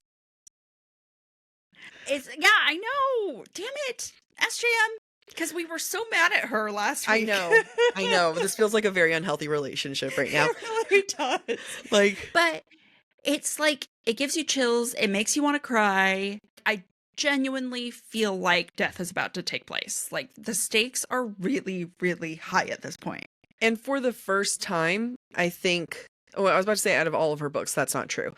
But for the first time in the Crescent City world, the stakes are high and they fall to where they land. Like they're, because so many times the stakes are high, but nothing happens. Like it doesn't pan out. The stakes are high and it actually happens.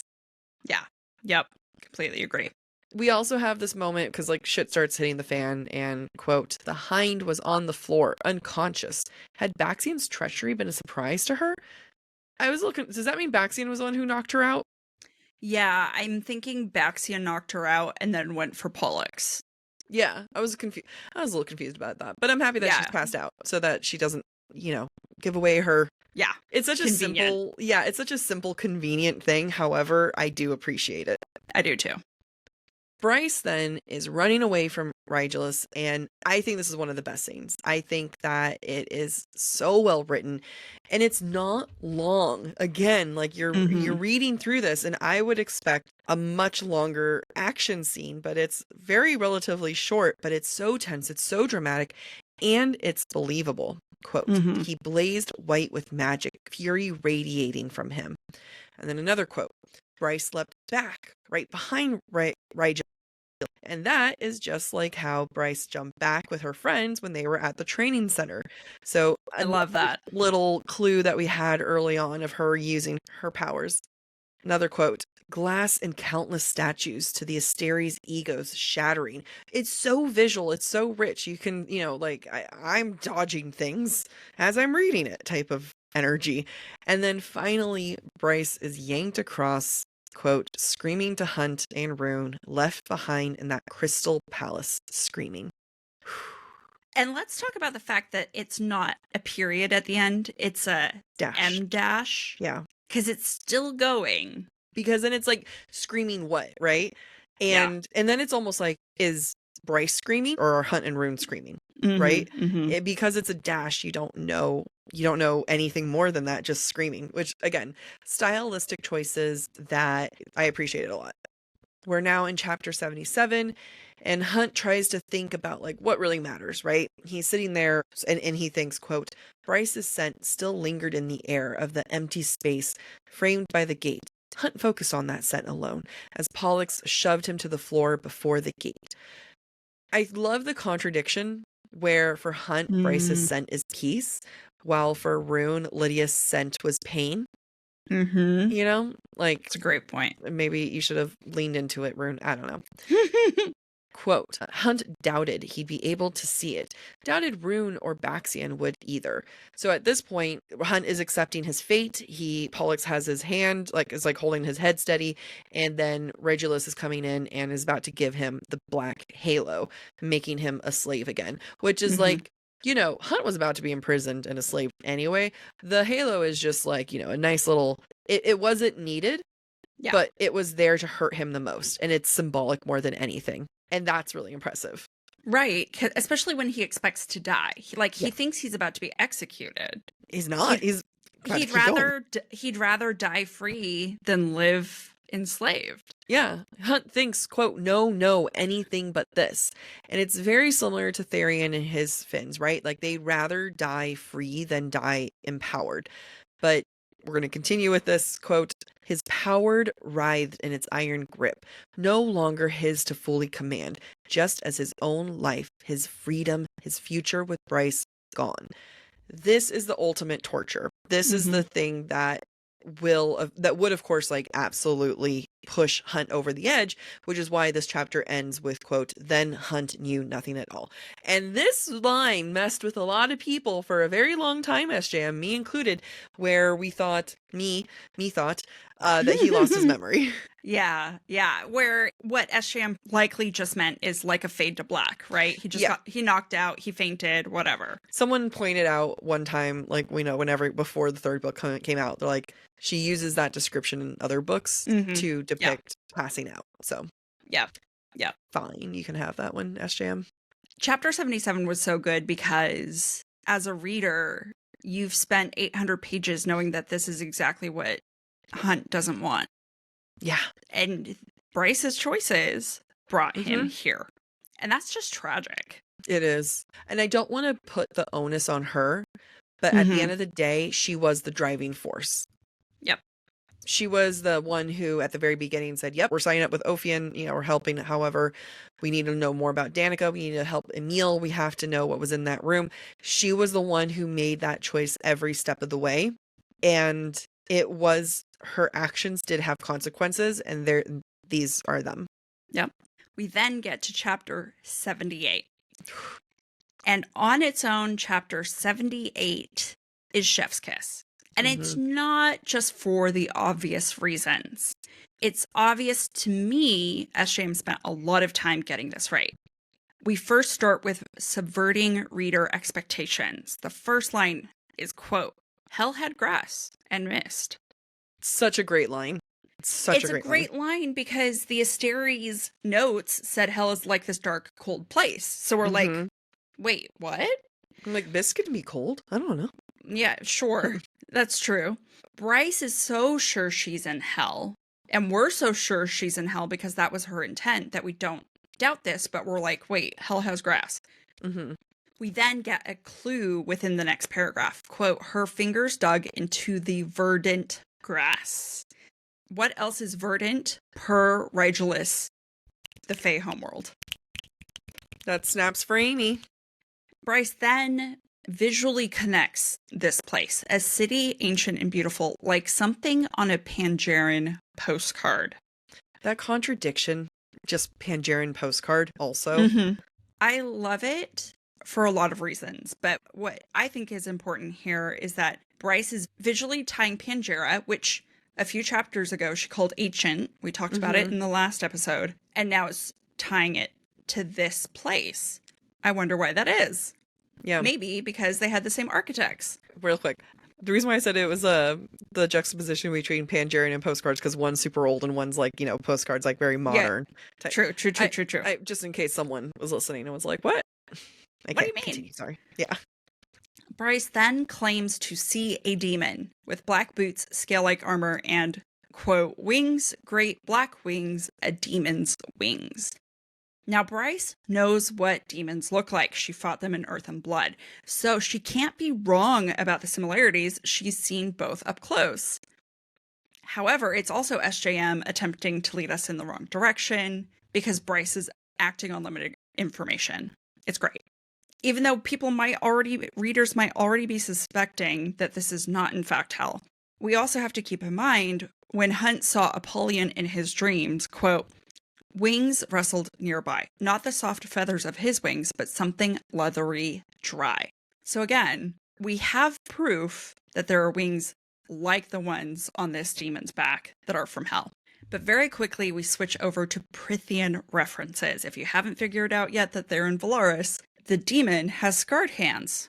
Who do we know who has scarred hands and wears scale-like armor and has wings? Daddy Azrael. Azzy. And then when he takes... 2 different names. Daddy Azzy. When Azrael takes Bryce to a house, the first thing she smells, roses and bread. What does that make you think of? I didn't think of it. I didn't think of it. I didn't clock it till I read your notes, and I was like, holy shit. That's awesome. They are currently in the townhouse. Yeah. Oh, that's amazing. I think they landed at the river house, but then they go to the townhouse. Do they go to the townhouse? Yes, because it describes the living room with the dark mantle over the fireplace of black marble, and then across the hallway there's a dining room. Which makes sense, because no one's living at the townhouse at that point. Correct. Yeah. Correct. Yeah. Like now, at this point, when I was reading it, like I knew so quickly it was Azrael. I was like, oh. And especially like moments like this where it's like, quote, he caught her inside. She could have sworn he sounded exasperated.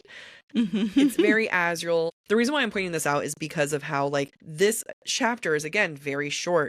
SJM only has so many words, and we are getting a lot of personality from characters that we love, that we're used to.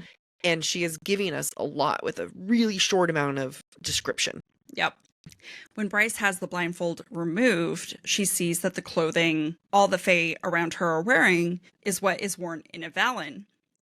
Rigelus just told Bryce, like a handful of pages ago, purest bloodlines from the Fae homeworld are in Avalon, and all these Fae are dressed like Avalon. So at this point, she should realize she is in the Fae homeworld.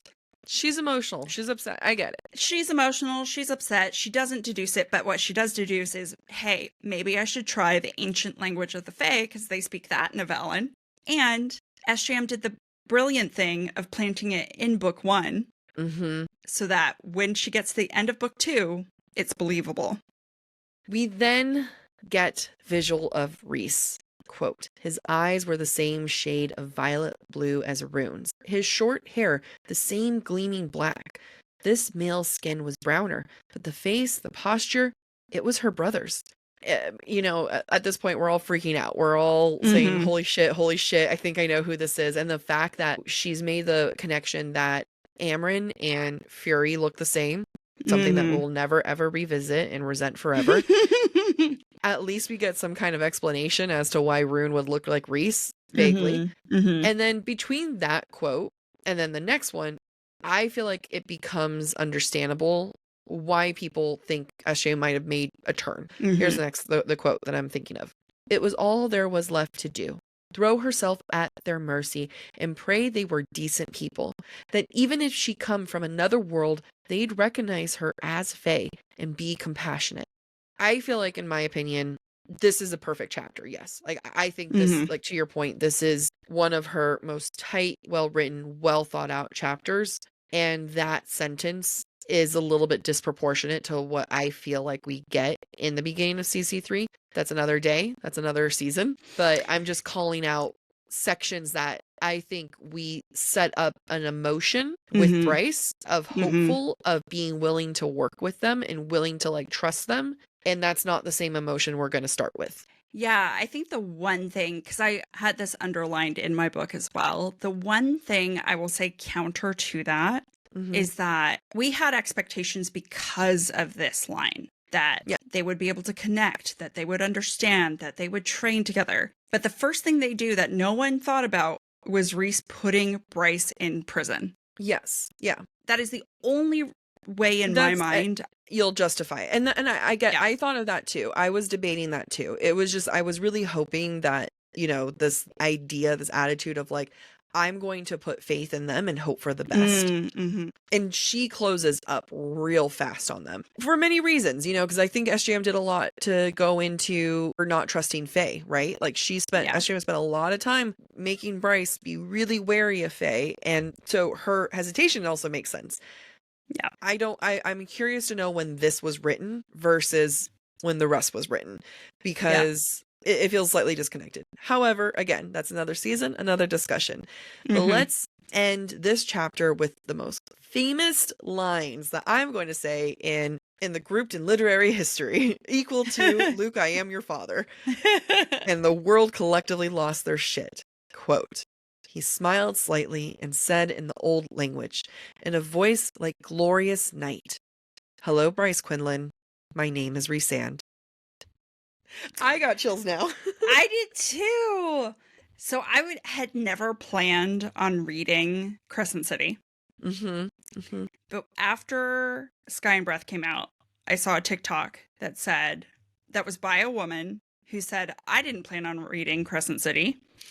And then my sister told me the last 4 words of the book, and that's all you need to know to start reading. And you did it. And she was not wrong. Yeah. It was one of the best surprises. Like, I haven't had a reaction like that in so long to a book. Like, the last time I felt that guttural was like in Harry Potter in one of the reveals, right? You know, like it was one of those like, what moments? And I just have so much respect for the thought and planning she did for this. I agree. Regardless of the little things we might have issues with. Yeah, I know we have the epilogue. Yeah. Still to go to. I don't even want to talk about it, but continue. Before we get to the epilogue, SJM worked so hard in both Earth and Blood and Sky and Breath to flip the script on the readers. And sometimes it worked and sometimes it did not. But this, by far, like, she'll never be able to repeat this again. Yeah. And she did it in a way that was so perfect that Bryce, I called you Bryce because you have red hair right now. Jack and I have talked about the fact that all is forgiven because of this chapter. And that is the truth. I mean, even now, I remember how mad we were before we recorded. For 3 episodes prior to this, we were mad, we were frustrated. The last 2 in particular, scathing reviews. And yet somehow we can go, slow clap, chef's kiss. You did it. Yeah. All right, now to go into the section that I feel like ruins the whole. I don't want to talk about it, but continue. We have to talk about the epilogue because it's in the book. Yeah. I really wish either the epilogue in chapter 78 had been swapped, or you know what? Just cut the epilogue. Not worth it. And the reason for that is it makes Sigrid seem so important. Yes. And her storyline so important. Which, on one hand, I understand that it subverts expectations once we get to Flame and Shadow, but I also find, A, it's very annoying, and B, it makes me feel like SJM changed the story of Sigrid when she rewrote Flame and Shadow. Because it's not about subverting expectations at that point. It's about, it's a clear change in thought. You don't end a book like this with an epilogue that doesn't have a greater importance than, oh, they die. Yeah. Like halfway through the book, or the next book. Yeah. So I'm going to read a couple quotes here. He fucked up guard duty with hypaxia. He wouldn't make that mistake again. This is Ethan, like, of course, like, so you've abandoned her, right? Like, you're going to abandon hypaxia and you're going to go fix it with what's her face, Sigrid. And then we have this other moment, quote, we need you, Flynn said. His voice was full of an authority that people outside the Ox rarely heard. We're friends now, Wolf. Get your furry ass over here. We don't see that side of Flynn, you know, like normally he's like this jokester, and at the same time, like, he's giving you the the red flag, hey, things are happening, you need to get over here. But Ethan does not register that at all. Yeah. I mean, he's busy on his own mission to help a wolf. Quote, a blow from his fist dented the metal doors. The second one broke the locks. The third sent them crumbling inward. He's there for the wolf. He's there for Sigrid. He's there for that person and not anyone else. Yeah, and I just felt like with this quote, his strength is absurdly strong. Because you'd think the astronomer would have doors that would keep out Vanir. Mm. And I felt like this might have been an indication of his primeness. Okay. Okay. Yeah, I think so. I can see that. I mean, there's something about Sigurd that's making him really step up his own prime. So going back to how Ethan is struggling with being there, he thinks, quote, "My friends need me. My pack needs me. That's what they've become. He wouldn't lose it. Would fight until the bitter end to protect it." Sure you would. But in all fairness, though, he does go at it like he has the right thoughts, just the worst execution, because he does go in and is like, you know what? They are my pack. Let me go after Therian and not Rune, who you literally turned into, your other brother. Okay, but Ethan. He's dumb. He's so just dumb. So dumb. Let's get into Go ahead. Let's hold hands and do it. Let's get into some breadcrumbs. Yeah. In chapter 73, Rigelus tells Bryce, quote, "You are starborn and have the horn bound to your body in power. Your ancestors wielded the horn in another fey object that allowed them to enter this world. Stolen, of course, from their original masters, our people who built fearsome warriors in that world to be their army. All of them prototypes for the angels in this one." Which, I'm like, Prithian, Illyrians, and Seraphim, and other winged fae were made by the Daglin / Asteri to be warriors? Did we know this? Mm-hmm. I forgot this. Yeah. No, I mean, to call the Bat Boys prototypes is an insult. Chapter 74. Murdoch says to Hunt, quote, "Maybe it's because your scent is wrong, Angel. Not like any other angel I've scented. It's because he's been bred. And he's been made. He's more than just an angel. He's hell made." Mm-hmm. In chapter 76, Rigelus says to Bryce, "This all seems very familiar, doesn't it? A starborn queen who allied with a prince of hell, who trusted him deeply and ultimately paid the price." Starborn queen, you say, Rigelus? Even he's foreshadowing Bryce's queenliness. Troye Sivan, what are you doing? Also in chapter 76, Bryce, after learning from Regulus how Rune was tortured as a kid by the Autumn King, quote, "She'd guess what the Autumn King had done to Rune, how he tortured him as a boy, though she never confirmed it, and that debt, she'd make sure her sire repaid it someday." And he does, very much so, with his life. In chapter 78, the townhouse Bryce is taken to once she lands in Hell has a, quote, "style that could have fit in with her father's study, with Jessiba's gallery.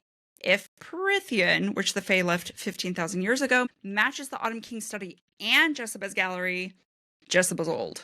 So, Jack, our final question of the season. Mm-hmm. To what extent are we satisfied with the transition from Earth and Blood to Sky and Breath, and again into Flame and Shadow at this point in the Crescent City series? This woman, this SJM, she freaking does it. I don't know why I question. I know why I question, because like you were saying earlier, for 3 episodes, we questioned where this was going. Okay, but before I get into this rant, let me start from the beginning. So from Earth to Blood to Sky and Breath, I think that leap was done perfectly. I think that we understood where they were, what their trauma was, where their priorities were, their motivation. That made sense. If you think about the characters that we see in Flame and Shadow, then who we see at the end of this book makes sense, right? Mm-hmm. We are seeing Hunt, who is terrified. Every single PTSD nightmare has come true. We see Bryce with this whole realization of, I need to bring these Asteri down. You now have like these 2 warring opinions and motivators going against each other, and that's going to be a huge part. I think the biggest thing that's been the struggle was Sky and Breath from the beginning to the end. We touched on it the whole season. We're going to continue to touch on it because this is the season finale, but it makes sense. It doesn't matter if we don't like it, some of the things about it, because ultimately the things that you and I struggled with, the things that we weren't okay with, was the fact that we didn't get to see as much of Bryce's growth as we would have liked. The part that we struggled the most with was the growth and the decisions that Bryce made off screen. I don't think we necessarily doubted that those were the choices that she would have made. We just were saying that the biggest issue in this book is that we have to really infer that.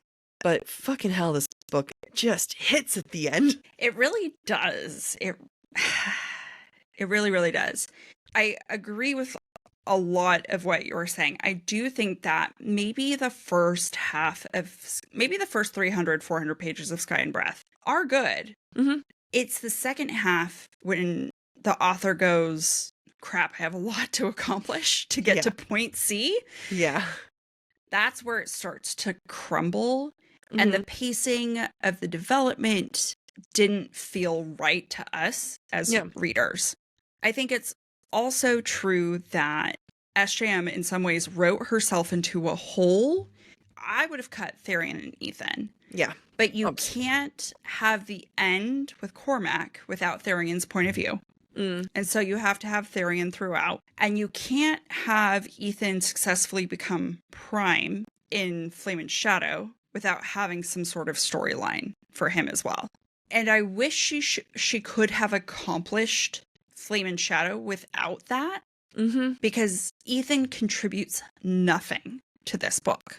Or the next. I mean, it's because of him working with Hypaxia. They get the God Rifle. They get, the parasite. With the person who does it. Right. Rather than developing another woman, because we don't have developed women in this series, not until Lydia. Rather than spending time on developing a very strong female character, a woman of color, rather than doing that, we spent time on some idiot two white men. It's some stupid white men.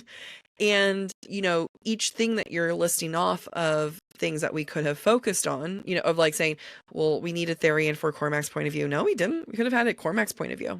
We could have had his death be his own POV and ended it there. A lot of the issues that we have is, I feel like, resolvable. But, there, in our opinion, I mean, not even our opinion, there clearly is a path for Therian and Ethan's future books and their stories, because both of their stories are very much not done. So, setup could have been done like you do with Flynn. You and I were talking about like Ariadne and, saying like that, oh, wow, look, there's a character that there's a romance and that's happening off to the side and we don't have to like actually focus on it to still have their character growth. And I will be, not bitter, but like, I think that not giving Hypaxia, a queer woman of color, as much of a stage as Rune or as Ethan or as Therian was one of the biggest misses, because her coming in and doing what she does in book 3 is incredible. Yeah. I love Hypaxia. I feel like it could have hit a lot more if we had worked on her development rather than Ethan and Therian's. I completely agree. And that's where I think the crux of our issues with Sky and Breath come from. Mm-hmm. Not enough time with Bryce. Not enough time with another woman. Yeah. And get rid of these useless men. Like, truly. All of their story could have been told from someone else's point of view. Completely. The book sacrifices for her future projects. And that is what the hardest thing is because like at the very end of this book with these last chapters, I mean, glowing reviews from you and I, like this is some of her most tightly well-written, stylistic, very thought out chapters that gives us chills, that makes us like feel very emotional and feel the high stakes that is so hard for an author to make you feel. So like we get that, and it's frustrating when it's like, you have an author who is that talented. Yeah. And she made a gamble. And for us personally, that gamble doesn't pay off. Yep. Now, maybe whenever we get their books, we'll be like, oh, this was the most brilliant, thought out, wonderful thing.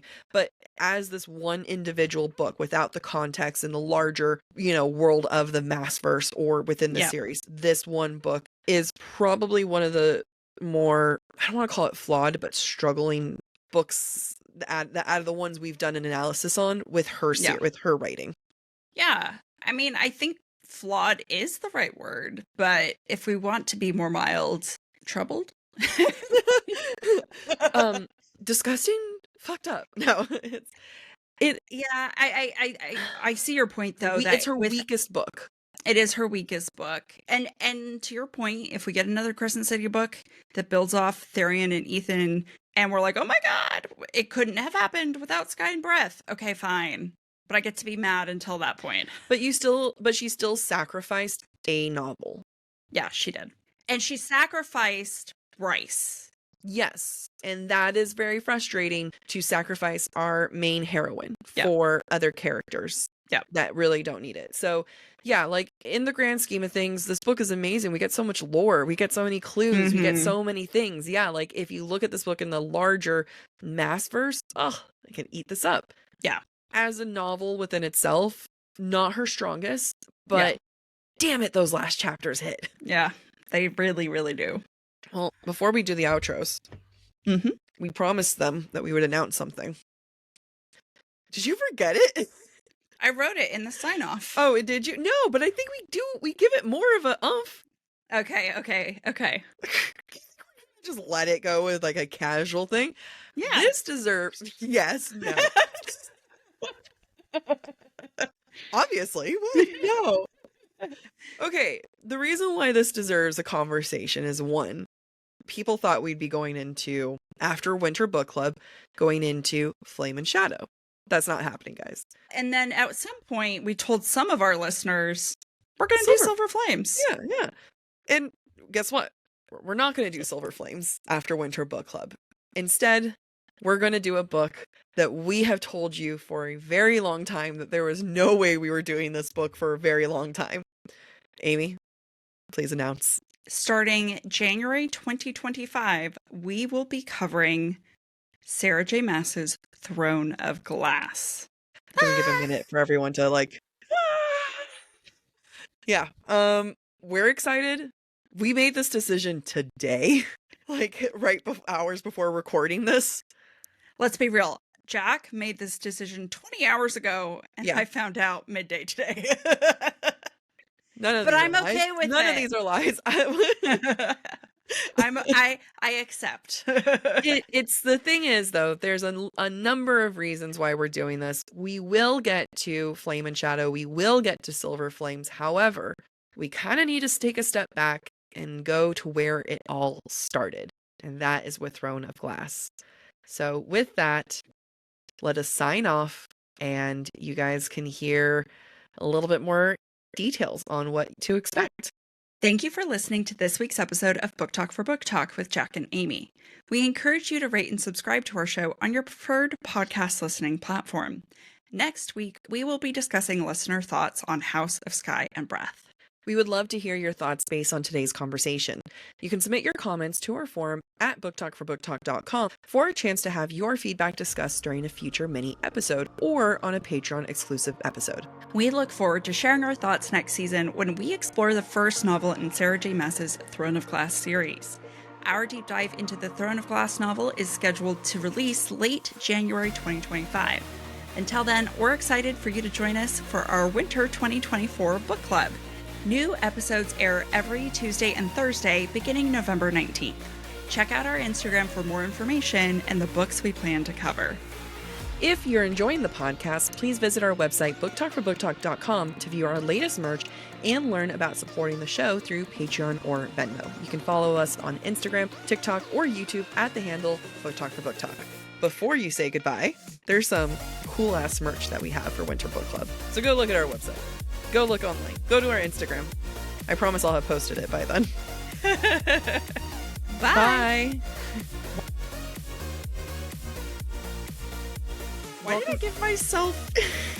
I gave myself goosebumps. How did I do that? It's because... Damn it, Because this it's the book last wins. episode. Yeah, and his book wins at the end. Okay.